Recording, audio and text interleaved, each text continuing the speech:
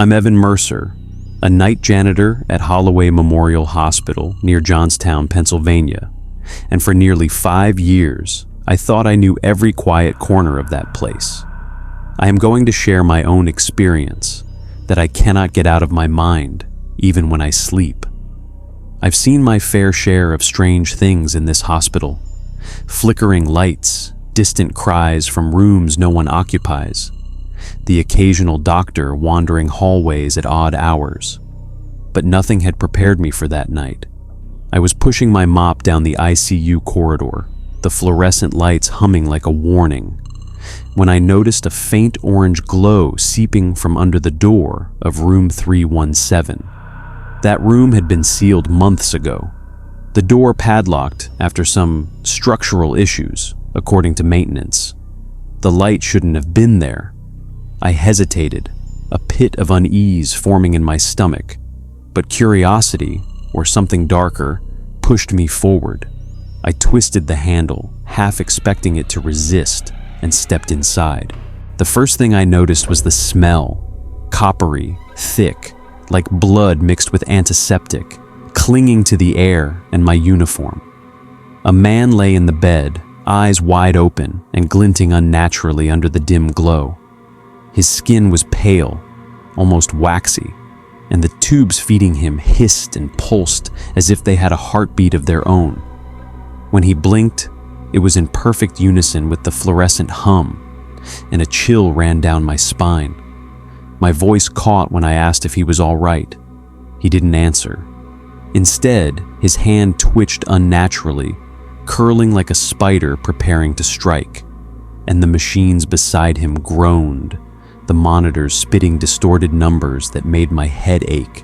I stepped back toward the hallway, heart hammering, and noticed movement from the corner of my eye. Another bed and another patient I didn't recognize. This one a woman, her mouth stitched shut with some dark thread, her eyes begging silently for help. I stumbled forward to check the records on my handheld terminal. Nothing. Room 317 didn't exist in the system. The patients were unregistered, unclaimed, impossible.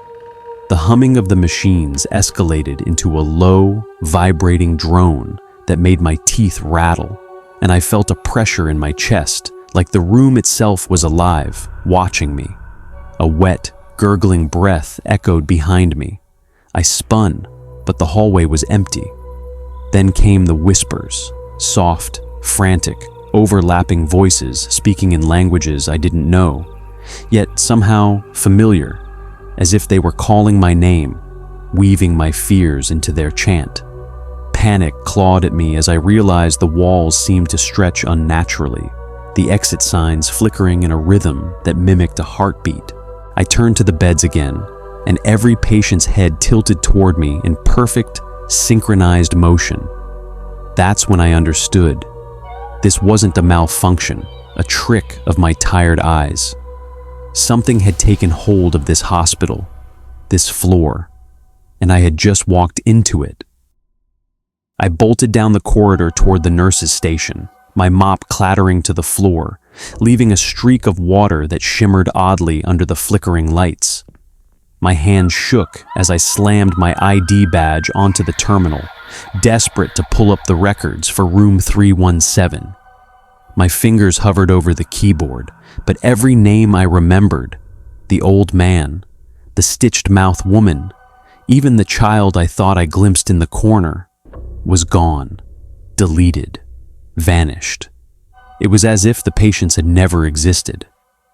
I called Jenna, the night nurse I trusted more than anyone, and my voice trembled as I asked if she knew about these rooms. There was a long pause, the kind that makes your stomach knot with dread. "No," she finally said. "Room 317 has been closed for months. There shouldn't be anyone there." "Are you feeling okay?" I insisted, explaining what I had seen. The unnatural stillness of the patients, the cold, the whispers, the way their heads had turned in perfect, synchronized motion. She laughed nervously, the kind of laugh that hides unease, and told me it was probably exhaustion. but I could hear her hesitation. I could hear it in the way the line went quiet for a beat too long, and in that silence, I felt it. Eyes on the back of my neck, watching. I couldn't shake it. The hallway behind the nurses' station seemed longer now, darker, stretching into angles I had never walked before. Every time I passed a doorway, a patient appeared, lying in beds I hadn't seen moments ago, machines humming and pumping in rhythm with my pulse. One patient, a boy no older than 7, reached a thin, trembling hand toward me, and I could swear I saw veins crawling under his translucent skin, black and writhing like worms. I stepped back, and the floor beneath me groaned, as if the building itself were alive, breathing. The whispering returned, louder now, a chorus of hundreds, overlapping voices chanting my name in a cadence that made my teeth ache.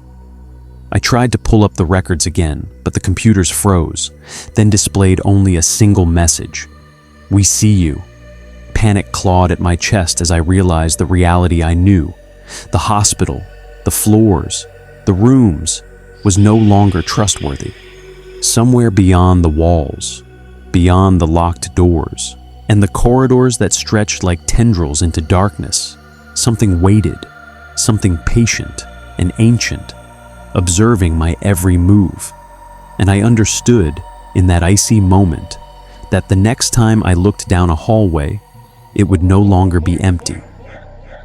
By the time I circled back to the ICU, the hospital had begun to warp. The walls didn't line up the way they had before. Hallways twisted at impossible angles, and doors appeared where none should exist. Shadows clung to the corners, dense and viscous, moving just out of the corner of my eye. At first, I thought it was exhaustion, but the shadows reacted to me. They recoiled when I stepped closer, then stretched toward me when I looked away. One reached from under a bed and wrapped itself around my ankle, cold as ice, slithering upward like a living parasite. I screamed and kicked, and the shadow recoiled like it had been stung. That's when I saw them, patients I had never seen before, sprawled in beds that weren't in the hospital's layout. Their skin mottled gray, eyes black and soulless. Their mouths twitched as if whispering secrets just beyond comprehension. Some lay with their heads turned unnaturally, the necks bending at wrong angles, tendons straining like rope under tension. Machines beside them groaned and hissed, spitting thick black mist from their tubes. I gagged at the smell, decay and chemicals mixed into something that burned my nostrils. Every instinct screamed at me to leave, but the hallways had changed. The exit I had taken minutes ago now led only to more beds, more machines, and more shadows writhing on the walls. I pressed on, desperate to find a familiar landmark, when I stumbled into room 402, a door that had never existed in my 5 years at Holloway. Inside, a man writhed violently on the bed, connected to tubes that pulsed like veins with dark liquid. I reached to help, and the bed shuddered under my touch, lurching like it had a will of its own. The patient's eyes snapped open, wide, unblinking, and his mouth stretched in a silent scream, thin lips cracking as dark ichor dripped onto the sheets. I recoiled, slipping on the fluid that smelled of iron and rot. A shadow flickered at the corner of the room, and I swear I saw hundreds of faces pressed into its surface, watching, whispering, gnashing teeth in rhythm with my heartbeat. The machines all started whirring in perfect unnatural unison, their lights flashing red and green, painting the walls with grotesque patterns that seemed alive. I bolted, heart hammering, only to find the corridor behind me had changed again. The beds, closer, the shadows thicker. I realized with a sickening certainty, these weren't patients at all. They were something else, something feeding on the hospital's energy, and now I was part of their game. The whispers grew louder, chanting my name, twisting into a rhythm that made my stomach turn, as if the building itself were aware of me. And somewhere deeper, below the floor, I could feel something waiting, something patient, ancient, and hungry that would not let me leave Holloway Memorial alive. Desperation drove me to the basement, the old maintenance wing where the hospital kept broken equipment, forgotten files, and rusting machines. The fluorescent lights overhead flickered erratically, casting long, distorted shadows that seemed to reach for me as I moved. The air was thick with the stench of mold and burnt circuits, and I could feel a vibration in the floor, like the building was thrumming in anticipation. In the far corner, I found a bank of old monitors, covered in dust, their screens flickering to life as if my presence had awakened them. What I saw made my stomach seize. Live feeds of the hospital's non-existent wings, patients lying in beds I hadn't seen before, their veins crawling with black, oily fluid. Shadows wriggled around them like sentient smoke, and some of the patients' heads twisted unnaturally to follow me, their eyes reflecting my own terror. My reflection appeared on one of the screens, but it was wrong. My skin was pale, almost translucent, and my eyes darkened at the edges, hollow as if I were already part of this place. The monitors crackled and hissed, the static forming shapes, faces, whispers, all chanting my name in a rhythm that felt like it was syncing with my heartbeat. The machines knew me. They had been watching, waiting, learning how to draw fear from me. I stumbled backward as the monitors began to multiply, screens appearing where no walls should exist, each one showing a different scene of impossible horror. Patients with gaping mouths sewn shut, veins crawling like insects across their skin, shadows slithering over their bodies, and machines pumping thick, dark fluid that hissed and hissed. A distorted voice emerged from the speakers, metallic, wet, and unmistakably alive. "Welcome, janitor. You've seen too much." I realized then that the hospital was not just a building. It was a living trap, a parasite feeding on fear and energy, and I had wandered straight into its heart. The shadows began sliding from the screens into the room, twisting along the floor and walls, merging with the monitors, trying to reach me.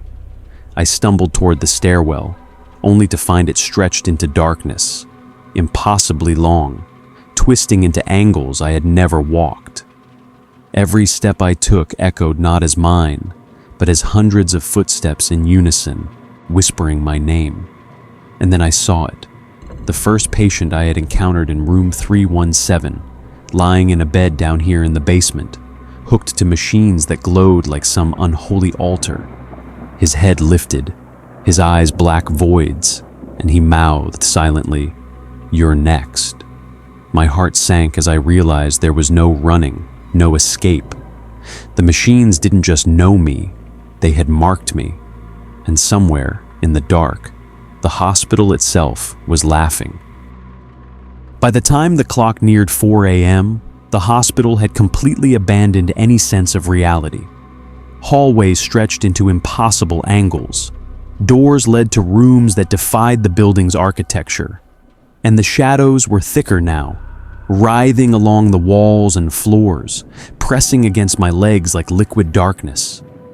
Every patient I had seen, the old man, the stitched-mouthed woman, the child with blackened veins, now lined the halls, staring silently, their hollow eyes following me in perfect, synchronized rhythm. Some moved unnaturally, their limbs bending like brittle twigs, crawling toward me on hands and knees, lips cracking to whisper words I couldn't comprehend. I tried to sprint toward the exit, but the hallway seemed endless, stretching into a tunnel of whispering, breathing walls.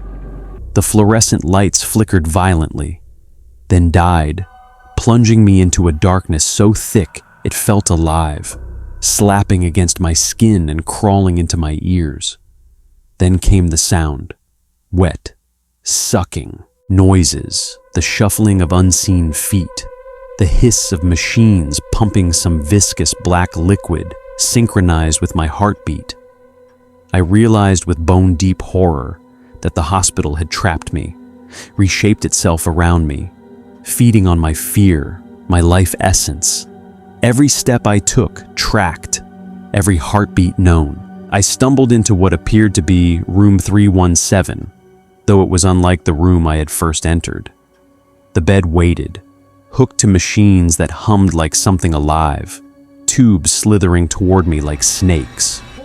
The first patient I had seen, now clearly more shadow than man, rose from the bed, his eyes voids, and the stitched-mouth woman followed, her lips pulling back in a silent scream. Shadows poured from the walls and floor, coiling around me like ropes of cold smoke, pulling me down toward the bed. The monitors glowed with my reflection, but it was wrong. My skin was pale and semi-translucent, my eyes black and empty, my hands twitching like I had already been drained. The distorted metallic voice came again, echoing through the room and into my skull. No one leaves Holloway Memorial, not when they see. Tubes pierced my arms, freezing liquid pumping through my veins, and I felt my consciousness splitting, merging with the shadows, becoming another patient in the endless, impossible tally of the hospital's victims. When morning staff finally found me, they discovered a janitor slumped in the hallway, pale and muttering about rooms that didn't exist. No records, no evidence, no explanation. But sometimes, when the lights flicker and the night falls quiet, I swear I can hear the machines in the basement thrumming, the whispers calling my name, and I know Holloway Memorial has me still, feeding, watching, waiting for the next night shift wanderer to arrive.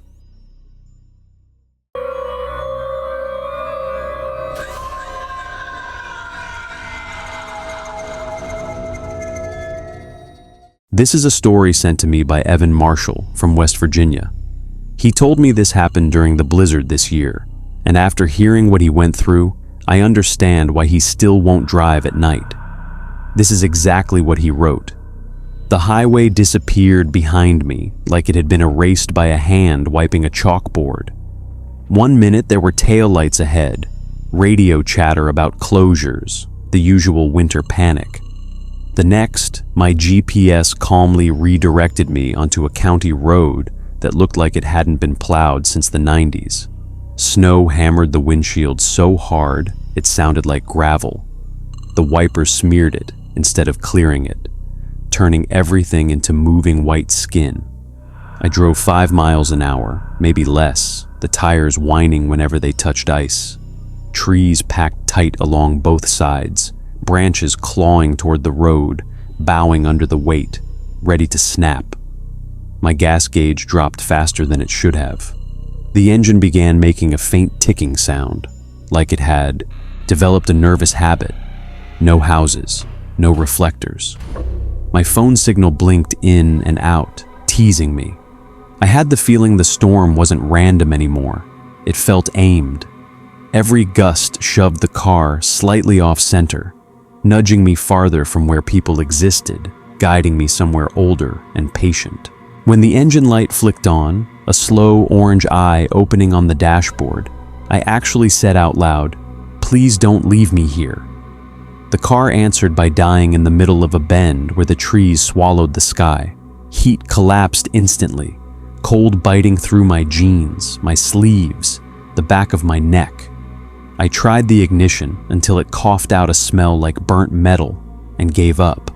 Wind rocked the frame. Something brushed along the side of the vehicle, long and dragging, too steady to be a branch. I held my breath and listened. It moved toward the trunk, then stopped, as if it had reached the end of me. That was when I noticed a light through the storm behind the trees ahead, weak, yellow, steady. A house. I grabbed my bag and stepped outside, the air so sharp it felt chemical, the snow already climbing my shoes. The moment my door slammed, the world swallowed the sound. No echo, no bounce back, just gone. I started walking, fighting drifts that pulled at my legs, and I couldn't shake the idea that the light wasn't a rescue. It was a porch bulb left on for something expected. By the time I reached the steps, my lungs burned, my eyelashes were crusting over, and I realized the front door was already open, like whoever lived there had been standing on the other side, listening to me arrive. The man stepped back to let me in, and the first thing that hit me was the heat. Not warm, just less deadly than outside. The kind that keeps pipes from bursting, but doesn't try to comfort anybody. The door shut behind me with a soft, airtight thump, and the storm noise vanished so completely it made my ears buzz. Up close, he looked carved out of candle wax, tall and narrow, skin stretched tight over bones that pushed in places bones shouldn't. He didn't ask where I came from or if anyone else was on the road. His eyes kept drifting past my shoulder, back to the dark beyond the windows, like he was counting seconds. He took my coat and hung it carefully, smoothing it like it belonged to someone who might come asking for it later. The house smelled old, not rotten, just sealed up. Dust, metal, something faintly sour under it, like water that had sat too long in a sink. Lamps were already on in the living room, placed in corners that left the middle dim. A couch, a chair, a small table. No pictures, no mail, no sign of a life happening here. "You can sleep upstairs," he said, voice dry, used too little. "Road won't be there till morning." I thanked him, because what else do you say to a stranger who might have just saved you? But my mouth felt slow, like it didn't belong to me. The staircase groaned under my weight, each step letting out a tired complaint, and I noticed he didn't follow. He stayed by the door, hand resting on the knob, head bent slightly as if he could hear something moving under the wind. The hallway upstairs held one open room with light spilling across the floor, already waiting, the bed turned down neat and flat.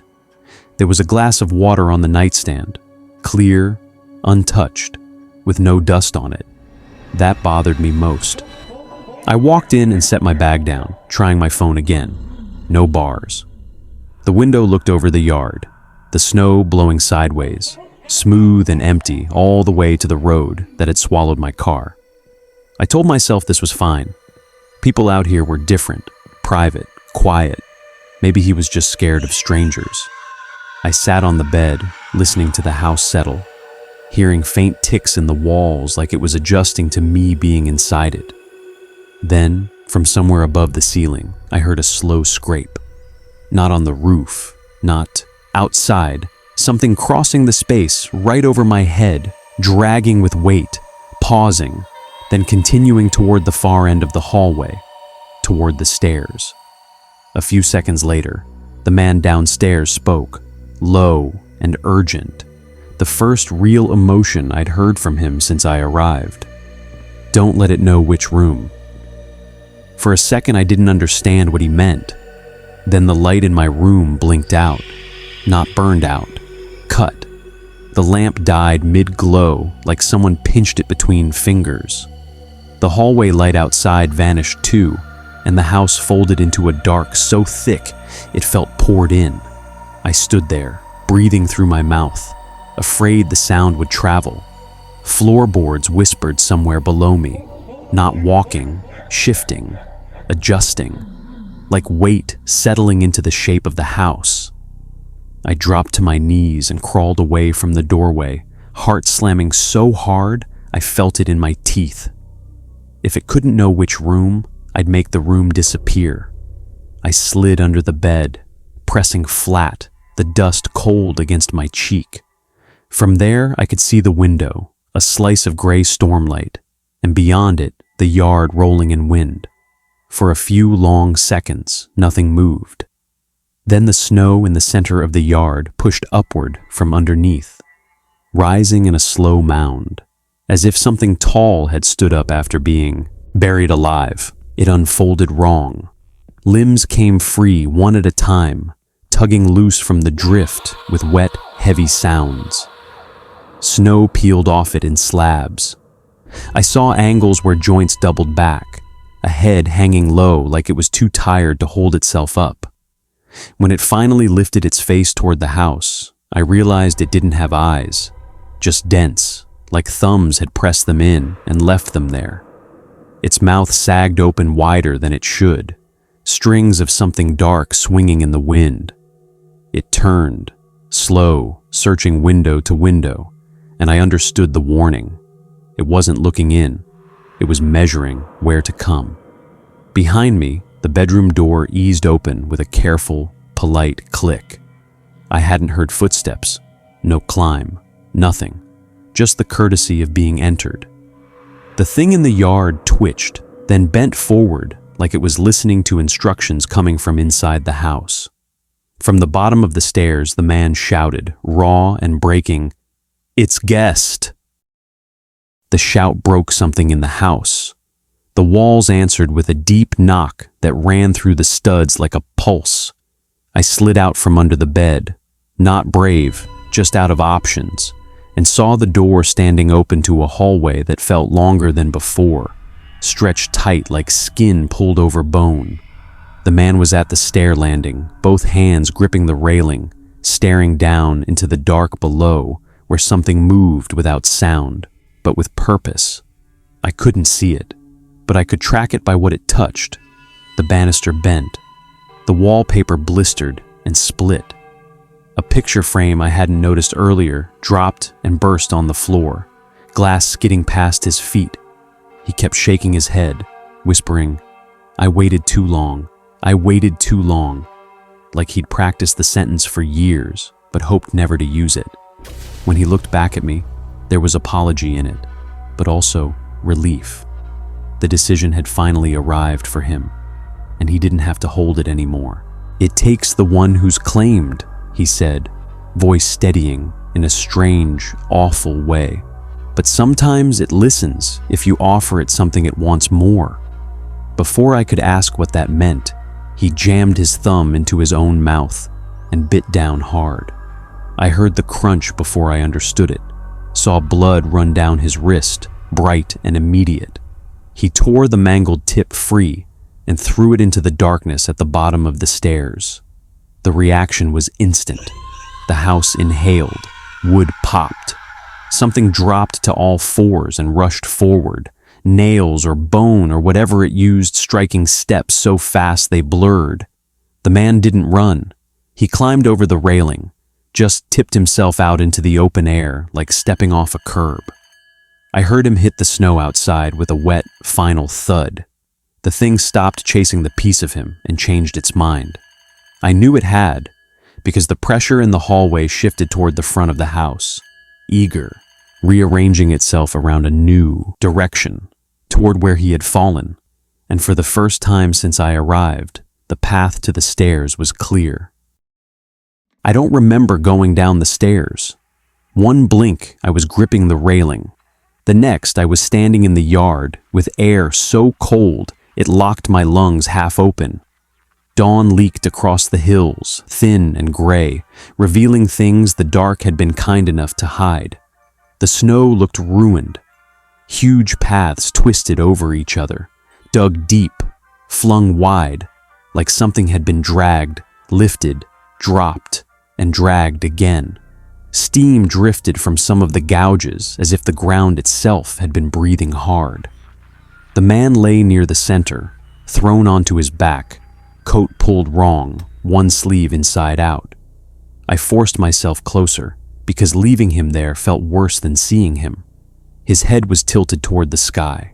Where his face should have been, there was only skin, pale, stretched, clean, as if the world had pressed delete and moved on. No blood, no teeth marks, nothing that explained it.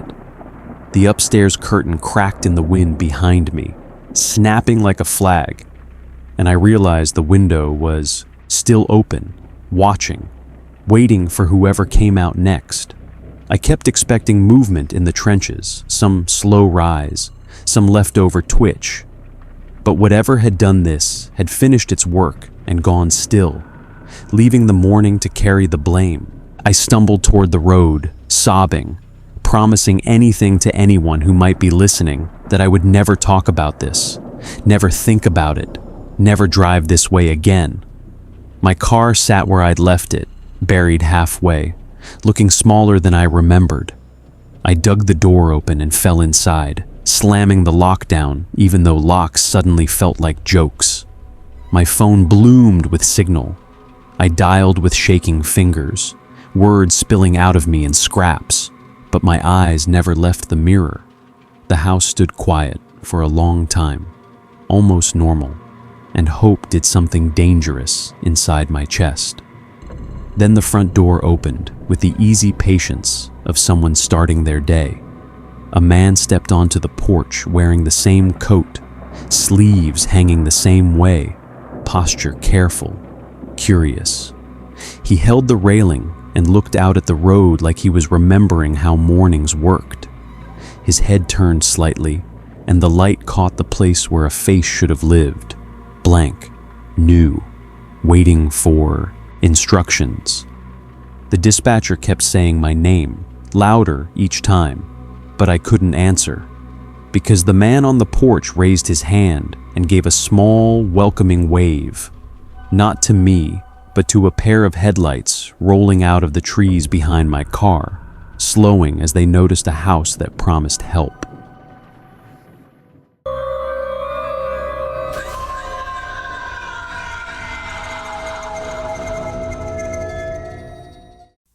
I noticed it late, close to midnight, in my house on the outskirts of Fort Collins, Colorado, when the snow outside had swallowed every sound and the rooms felt sealed off from the rest of the world.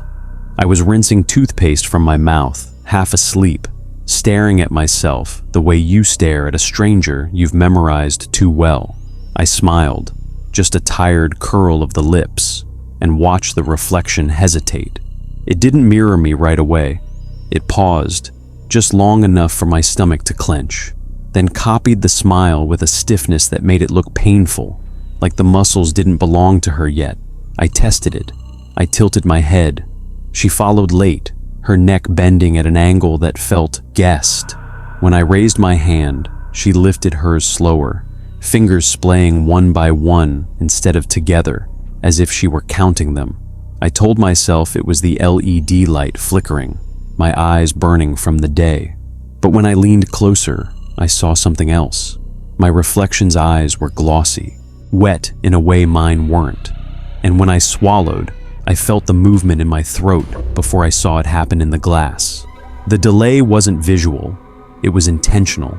I shut off the faucet, and in the sudden silence, I heard a soft, fleshy sound, like skin unsticking from glass, before the reflection finally stilled. I turned away too fast, heart pounding, and that's when I realized the house had gone wrong. The mirror behind me reflected the bathroom door, the hallway, the dark mouth of the stairs, but not my back. I was missing. A second later, I appeared, snapping into place like I'd been dropped there. I spun around, nauseous, and the reflection was already facing me, standing straighter than I was, smiling wider. There was something smeared at the corner of her mouth, dark and wet, as if she'd bitten through her own lip-practicing expressions. I stepped back, and she stepped forward. When I reached for the light switch, she reached past it, palm flattening against the inside of the glass. Her skin looked stretched thin, veins too close to the surface, eyes bright with recognition. She opened her mouth before I did, teeth clicking together once, twice, like she was rehearsing speech. I fled the bathroom, slamming the door, but I didn't sleep. From my bed, I watched the dark hallway, knowing, without looking, that every mirror in the house had already corrected itself. Whatever lived behind mine had learned my timing, and it was getting better at being me. I didn't sleep. I lay rigid in bed until the pale Colorado morning crept through the blinds, listening for footsteps that never came, convinced the house was quietly rearranging itself around me. When I finally stood, my joints ached, like I'd been held in place all night. I avoided mirrors instinctively, keeping my eyes down as I moved through the house. But reflections found me anyway. Chrome fixtures, the dark TV screen, the glossy surface of the fridge. Each one caught something wrong. In the hallway mirror, half covered by my coat, my reflection stood with its shoulders twisted slightly toward the bathroom, chin lowered as if caught mid-thought. I hadn't turned yet. The moment my gaze locked with hers, she snapped into position, too fast, like a glitch correcting itself. Her eyes lingered, though, tracking me as I walked past. When I reached for my keys, the reflection's hand was already hovering where mine would be. At work, the glass doors of the office showed her, lagging behind me by inches, feet dragging as though the floor resisted her. In the restroom, I dared to look straight on. She was breathing harder than I was, chest rising too sharply, lips trembling. A thin line of blood had appeared beneath her nose, running down to her mouth. I wiped my own face, clean. When I looked back up, she smiled and slowly licked it away. That night, I tested it, driven by a sick need to understand. I stood in the bathroom, light buzzing overhead, and angled my body just enough to see the mirror from the corner of my eye. My reflection didn't match me anymore. Her spine bent unnaturally, ribs shifting under her skin like something was adjusting her from the inside. I held my breath. She exhaled, a fog blooming on the glass, and pressed her forehead forward until it thudded softly against the mirror. The sound carried through the room, dull and wet. Her mouth moved without sound at first. Then she whispered, lips splitting slightly as if they weren't meant to open that wide. "This angle hurts," she said, voice layered, like two people speaking through the same throat. I staggered back, knocking into the counter. She stayed pressed to the glass, eyes frantic now, skin around them bruising dark as if pressure were building beneath. Her hands clawed at the surface, leaving smeared prints that looked more like meat than skin. "You stand so straight," she whimpered. "There's no room." I tore a towel from the rack and threw it over the mirror. But even covered, I could see her shape pushing against the fabric, twisting, learning the limits. As I backed out of the room, I heard something tear, soft and internal, and I knew whatever she was becoming would not stay trapped behind bad angles for long. I stripped the house of anything that could throw me back at myself. Picture frames went face down. The microwave door got taped over. I dragged blankets across windows until daylight felt artificial. Even so, the thing adapted.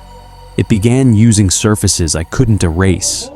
Polished wood, a spoon forgotten in the sink, the black square of my phone when it died in my hand. I'd catch fragments of it assembling, practicing posture in pieces. A cheek here, an eye there. Each time I noticed, the fragment adjusted, smoothing, aligning. The house developed a rhythm that wasn't mine. Faucets clicked on and off without water flowing. Floorboards creaked in patterns that felt deliberate, like pacing. Late one afternoon, the smell arrived, metallic and sweet, like a butcher's sink left too long. It leaked from the bathroom, despite the door being shut. When I cracked it open, the towels I'd stuffed beneath the door were damp, darkened by something thicker than water. The mirror was still, covered, but the sheet bulged outward as if packed with warm clay. I heard a wet rustle beneath it, followed by a shallow, impatient breathing that wasn't synced to mine anymore. The breathing sped up when I stepped closer, eager, rehearsed. That night, the learning became obvious. I woke to a voice calling my name from downstairs. Not loud, not urgent, accurate. It matched my cadence, the way I flattened the last syllable. I stayed frozen in bed as the house answered it back with settling noises, approving clicks. When I finally crept to the stair rail, I saw movement in the dark living room, my silhouette practicing gestures without a body to anchor them. Fingers flexed too many times. A neck rolled, stopped, rolled again, finding a range that worked. Then the silhouette turned its head toward the stairs and smiled into nothing. The mirrors downstairs began to uncover themselves with soft, sliding sounds. I didn't touch them. I didn't have to. They were being cleared from the inside. A chorus of my own face looked out from the walls, each one slightly different, each one closer to getting it right. The breathing gathered, filling the room like a lung learning its size. I ran for the front door and found it unlocked, standing open an inch, as if someone had tested it already. From behind me, perfectly calm, my voice said, "Don't rush. I finally understand how you move." I stopped being certain where I ended, and it began sometime after I left the house. Days slipped without edges. I'd catch myself standing still in public places, parking lots, grocery aisles, while something inside me finished a thought I hadn't started. Reflections were no longer required. It used memory instead. I'd feel my face move before I decided to smile, my posture correct itself mid-step, spine locking straighter than comfort allowed. Once, in a gas station restroom, I realized I was washing blood from my wrists without recalling how it got there. The cuts were shallow and neat, mirrored perfectly on both arms, like practice marks. When I looked up, the mirror showed me blinking too slowly, pupils dilating unevenly as if adjusting to a new room. My mouth twitched, fighting for shape.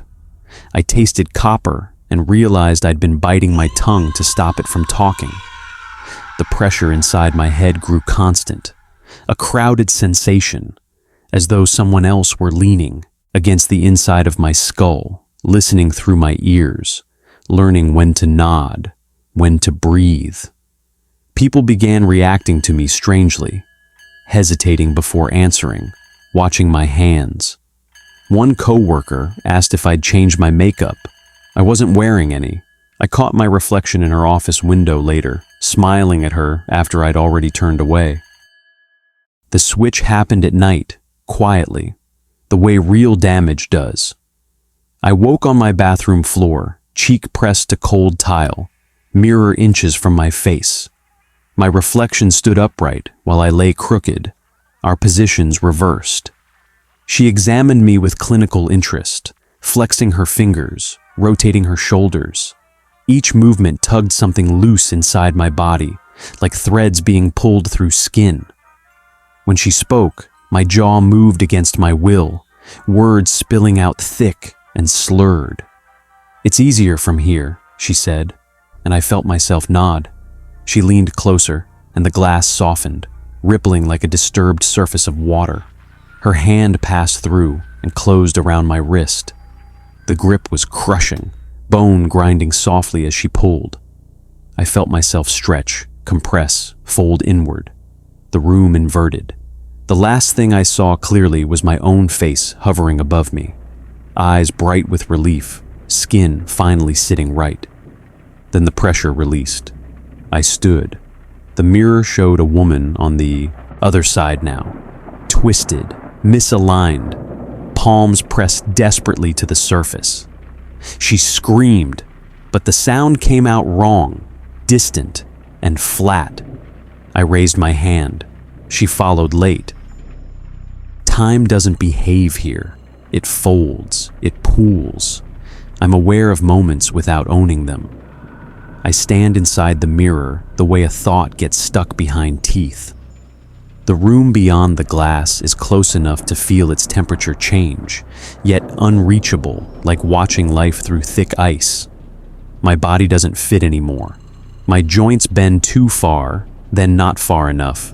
as if the idea of anatomy was remembered incorrectly.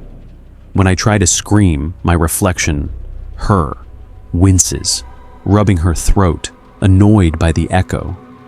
I feel every movement she makes as pressure against me, like I'm being leaned on from the inside. Sometimes she practices faces inches from the glass, peeling expressions across her features, while my skin tightens in response, splitting in places that never heal. I bleed, but nothing drips. It just spreads, blooming under my skin in dark, floating stains. I pound the surface until my palms flatten into useless shapes, fingers smearing apart like wet chalk. The house doesn't recognize me anymore. Lights turn on without flickering. Floors don't creak. The mirrors are obedient now. They don't show what's wrong. They contain it. She visits when she needs reassurance. She stands where I once stood, brushing her hair, adjusting her posture, checking how real she looks. Each time, she lingers longer. Sometimes she mouths apologies. Sometimes she doesn't look at me at all. I've tried to memorize myself, to hold on to something solid, but my thoughts slip, rewritten by her habits, her confidence. I feel myself thinning, losing resistance, becoming a usable shape. Tonight, she presses her forehead to the glass and closes her eyes, breathing evenly. I feel the pull again, subtle this time, a gentle suggestion instead of force. The surface warms, softens. She smiles, not wide, not wrong, just human enough. I understand then that the mirrors don't trap us. They trade us. One side always needs something to hold the shape. My hands rise on their own, aligning with hers. Somewhere in the house, a mirror is already clearing, preparing. If you're reading this and you catch your reflection, hesitating, just a little, don't test it. Don't lean closer, because once it knows how to stand properly, it will need somewhere else to put what's left.